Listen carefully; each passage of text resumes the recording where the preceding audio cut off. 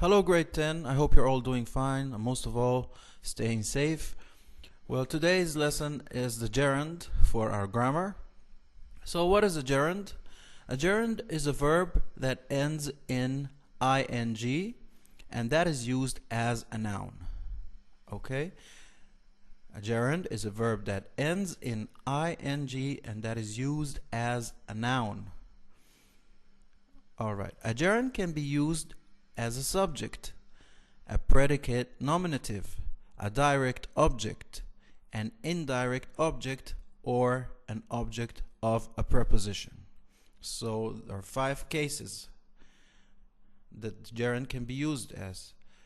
Number 1, the subject. Number 2, a predicate nominative. Number 3, a direct object. Number 4, an indirect object. And number 5, an object of a preposition. So let's see an example of each. In the case of a subject, the example is reading will improve your vocabulary. So reading formed from the verb read and it's a subject of the verb will improve. Alright. For the case of predicate nominative, one popular summer sport is swimming. So swimming, formed from the verb swim, is a predicate nominative, identifying the object sport. Okay. In the case of a direct object, both dad and mom enjoy cooking together. So cooking, formed from the verb cook, is the direct object of the verb enjoy. Alright. In the case of indirect object, the example is before she decided to become a lawyer, she had given teaching a thoughtful consideration. So teaching, formed from the verb teach, is the indirect object of the verb had given. And our last case is the object of a preposition. The example is after studying, how do you relax? So studying, formed from the verb study, is the object of the preposition after. Alright, very well. Now a note here. Gerunds, like present participles, end in ing. Now do not confuse a gerund which is used as a noun with a present participle which may be used as an adjective or as part of a verb phrase. So it's important not to confuse a gerund which is used as a noun, right? We have agreed upon that, with a present participle which may be used as an adjective or as a part of a verb phrase. So here is example to show you the difference. I have enjoyed reading about the different species of dinosaurs. Now reading is used as a direct object of the verb have enjoyed. In the case of a present participle, I have spent several hours in the library reading. You see the difference? I have spent several hours in the library reading about different species of dinosaurs. So reading here is used as an adjective modifying the pronoun I. Alright. Another case of a present participle, I have been reading about the different species of dinosaurs. So reading is used as a part of the verb phrase have been reading. Right. Exercise 5.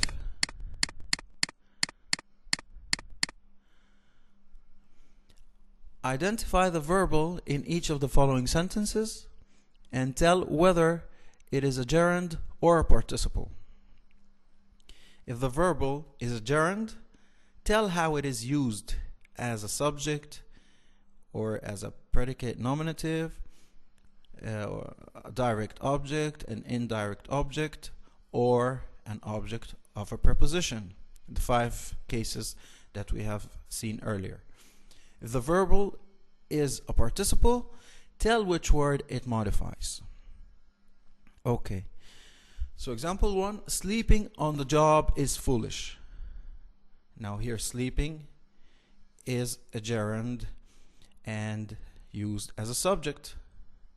Number 2, let sleeping dogs lie. So here sleeping is a participle and it's modifying the word dogs. Okay. Now what I expect you to do is answering questions 1 to 10 and just let me know if you find any difficulties. So you might just pause the video and get these sentences solved. Okay. Now the gerund phrase. The gerund phrase consists of a gerund and any modifiers or complements the gerund has.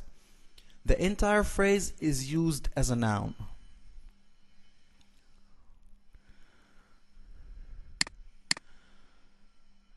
Again, our 5 cases. Number 1 is a subject. So in the case of a subject, the example is, the sudden shattering of glass broke the silence. The gerund phrase is the subject of the verb broke. The article the adjective sudden, and the adjective phrase of glass modify the gerund shattering. Alright. For the predicate nominative case, our example is, one of my chores in the summer is mowing the lawn. The gerund phrase is a predicate nominative here, identifying the subject one, and the noun lawn is the direct object of the gerund mowing. Great. Now direct object case, example is, she enjoys hiking in the mountains occasionally. The gerund phrase is the direct object of the verb enjoys, the adverb phrase in the mountains, and the adverb occasionally modifies the gerund hiking, of course.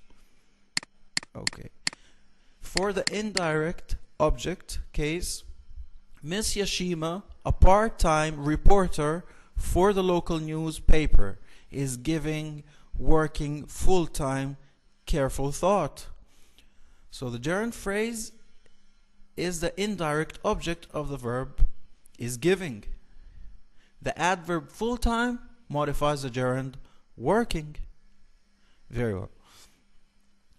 Now in the case of object of the preposition, by reading the works of Pat Mora, I have learned much about Mexican culture. The gerund phrase is the object of the preposition by. The noun works is the direct object of the gerund reading.